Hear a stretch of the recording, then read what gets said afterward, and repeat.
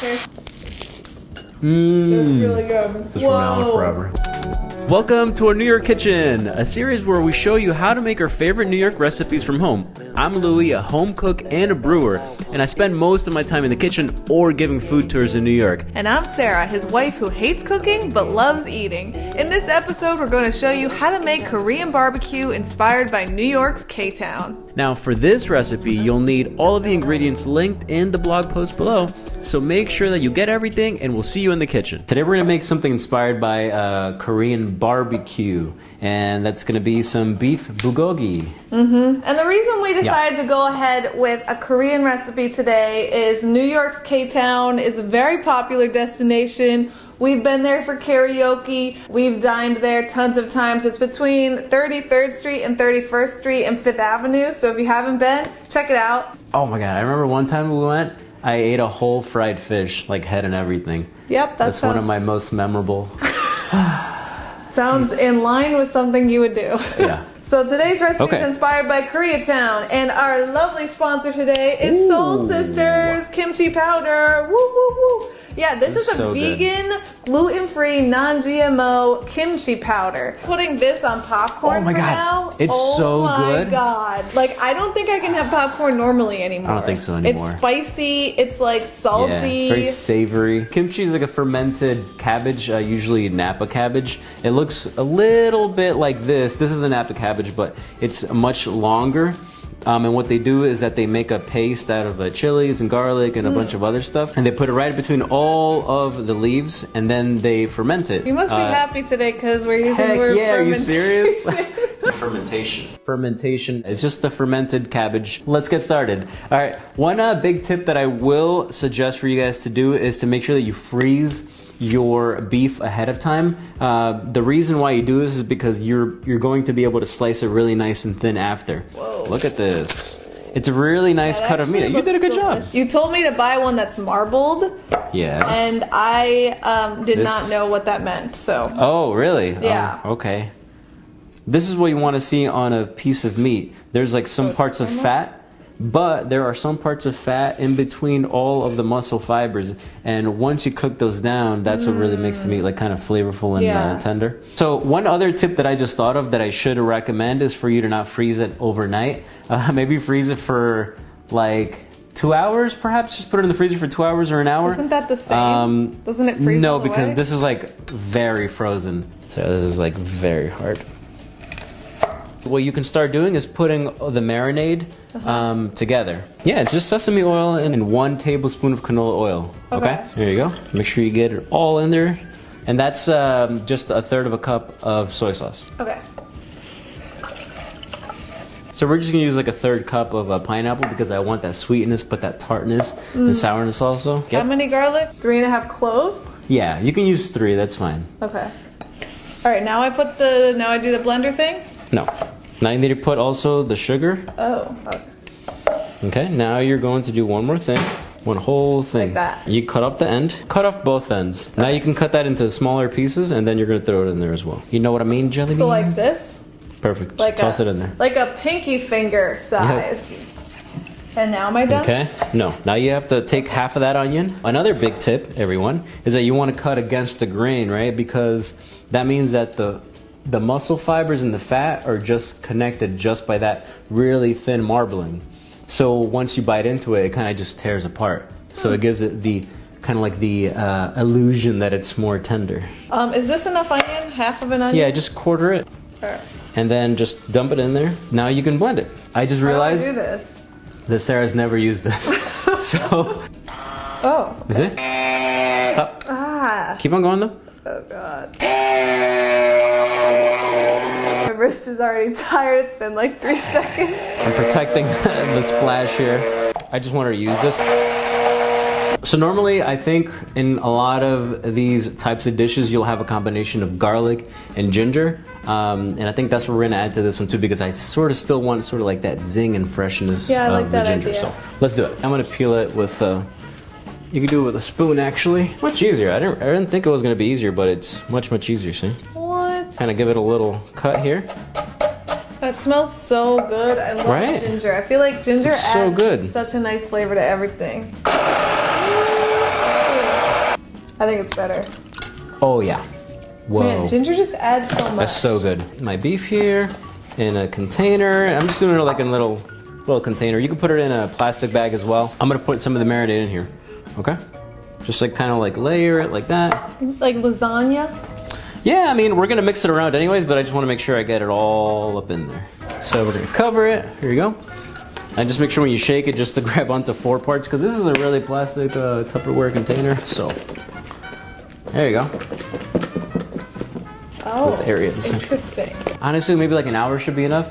But the more time you leave it in here, then I think the more flavor is going to be imparted into the beef. So totally up to you. Put it in the fridge. Oh, okay. Yep. See you all in 2 hours, but it will seem like 0 hours. Ready, set.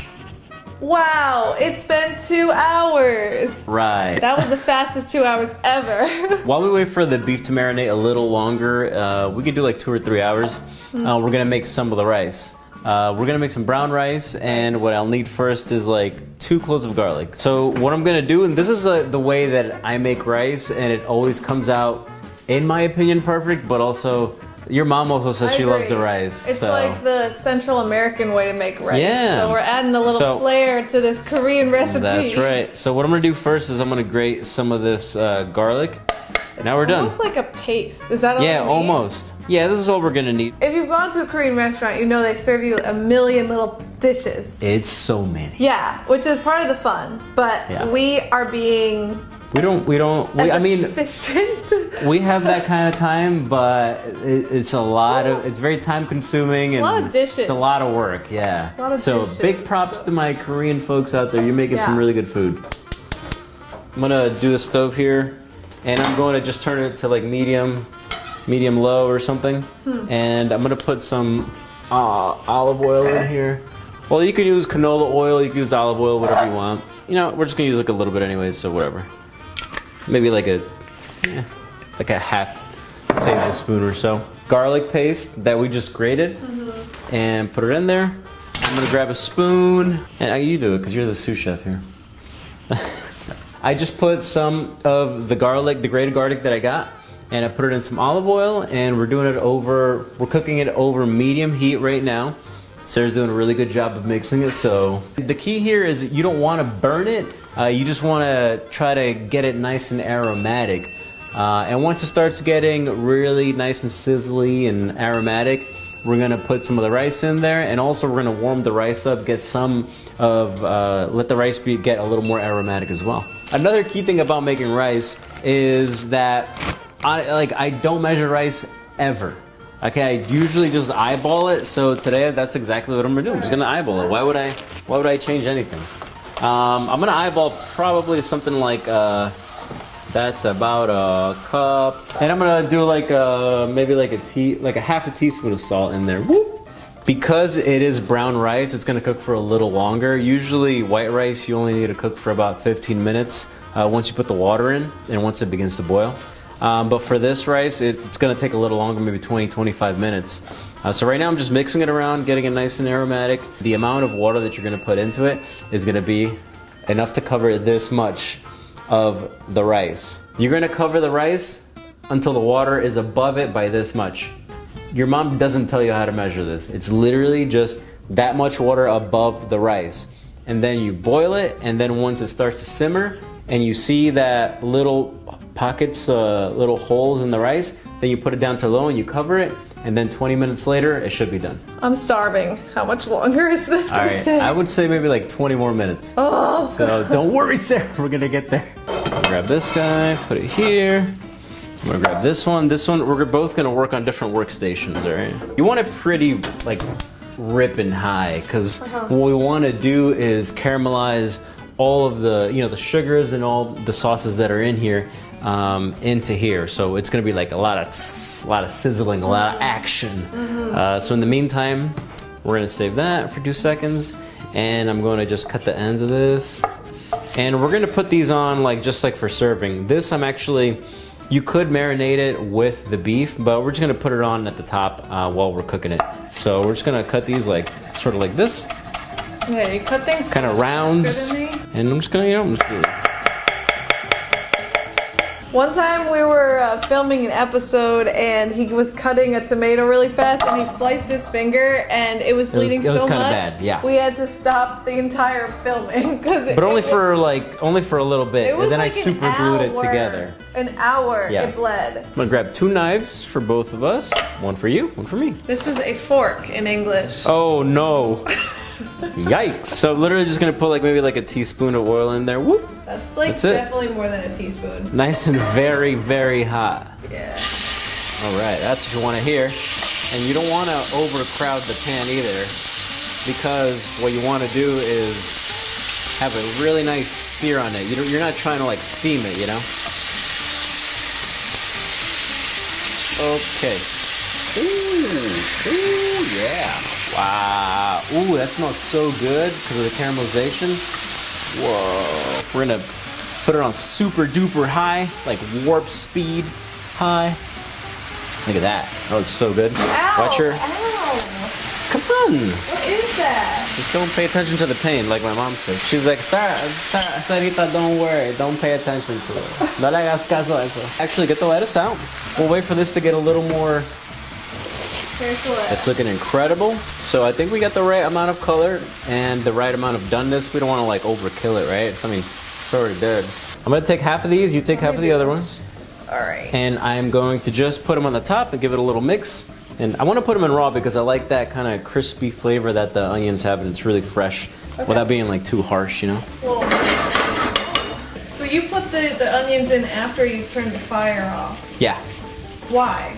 Because I want it to be kind of like a fresh onion flavor, and it has like a little bit of texture also. That's gonna help with this. So look at that, $20 of beef. This is what you get. It's a lot of beef, but guess what? We're gonna eat it all. We don't have like a ton of sides, right? But what we're gonna do is we're gonna try to make just like little lettuce wraps out of them. So grab your own little lettuce wrap. I'm gonna show you the way how to do this. I just wanted to grab some of this now. So at the very end, you could put some sesame seeds on them just like this. Oh man. Look at that. Whoa. It just looks amazing already. I'm so hungry. I haven't even tasted this, but I know it's gonna be delicious, but I wanna be surprised. I want you guys to see my reaction. All right, so the way we're gonna do this is we're just gonna make some little lettuce wraps. Like some of the beef. No, it's like a burrito. Unbelievable. Oh man, this beef is like so nice and tender. And now that I put the beef on here, I'm gonna put some of my Soul Sisters kimchi powder on here. And it's really spicy and really good. That's pretty much it. Now it's for you. Oh, look at this. All right, now we're ready to eat. Cheers. Okay. Oh. Cheers. Whatever. It's really good. I'm just gonna eat this from now on forever. Yeah, why don't you make this more? If you're my friend and you know me, oh my God, then next time I see you, I'm gonna make this for you. This is good. So that is our Korean barbecue beef bulgogi recipe, and it is phenomenal if I don't say so myself. I'm making another one. Yeah, very excited about it. So thanks for watching. If you like this and you tried it and you loved it, share it with a friend and subscribe. Follow us on Instagram, and we'll see you next time. Bye. See ya. That all I want is